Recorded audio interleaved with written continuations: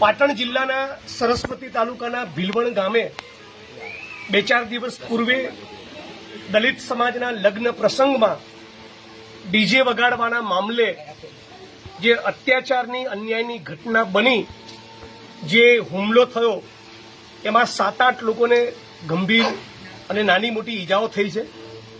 કોઈનો લગ્ન પ્રસંગ ઉજાડવો, કોઈના લગ્ન પ્રસંગના સાધન સામગ્રી અનાજને ફેંદી નાખવું, તહેશ નહેશ કરવું, એક ટોળું નાનકડા દલિત મોહલ્લામાં ઘૂસીને હાથમાં હથિયારો સાથે તોડફોડની હિંમત કરે, એ કોઈપણ સંજોગોમાં ચાલે નહીં. આ અયોગ્ય છે.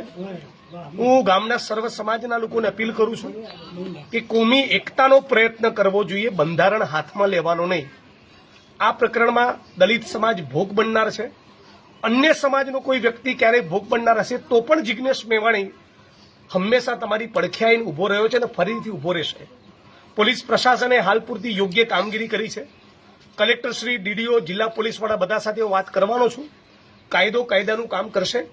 પણ હાલ પૂરતી હું સૌ લોકોને અપીલ કરું છું કે ગામનું વાતાવરણ ઢોળાય નહીં, કોમી એકતા મજબૂત રહે એવો પ્રયત્ન કરવો જોઈએ.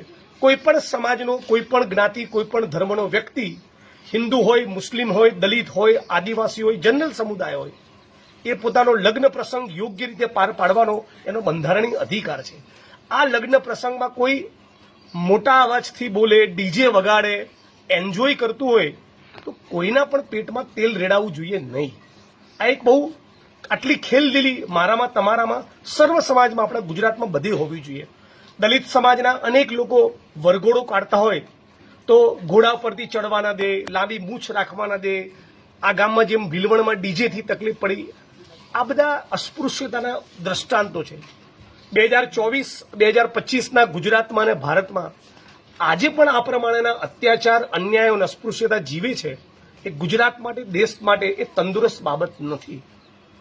દરેક વખતે આવી ઘટનાઓમાં જિગ્નેશભાઈએ જવું પડે તો સવાલ થાય છે, આપણા સમાજ કલ્યાણ મંત્રી ક્યાં છે? ગુજરાત રાજ્યના ગૃહમંત્રી ક્યાં છે? ગુજરાત રાજ્યના મુખ્યમંત્રી ક્યાં છે? ક્યાં છે સામાજિક સમરસતાનું ઢોલ પીટનારી ટીમ? પીડિત પરિવારોની પડખે કેમ નથી ઉભું રહેવી? આ ફક્ત દલિત આંદોલનના માણસો, આંબેડકરવાદીઓની જિગ્નેશ મેવાણીની જવાબદારી બને છે. રાજ્ય સરકારની કોઈ આમાં ભૂમિકા કેમ નથી? કેમ રાજ્ય સરકાર આવા પ્રકરણોમાં રસ લેતી નથી?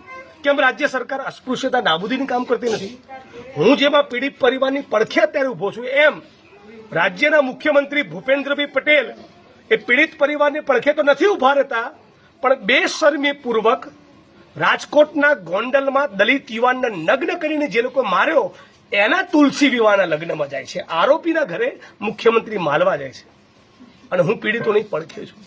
આ ફક્ત જિગ્નેશભાઈની જવાબદારી નથી, રાજ્ય સરકારની જવાબદારી છે કે ગુજરાતની કોમી એકતા જળવાય, ગુજરાતમાંથી જાતિવાદનું દૂષણ અને અસ્પૃશ્યતાની નાબૂદી થાય.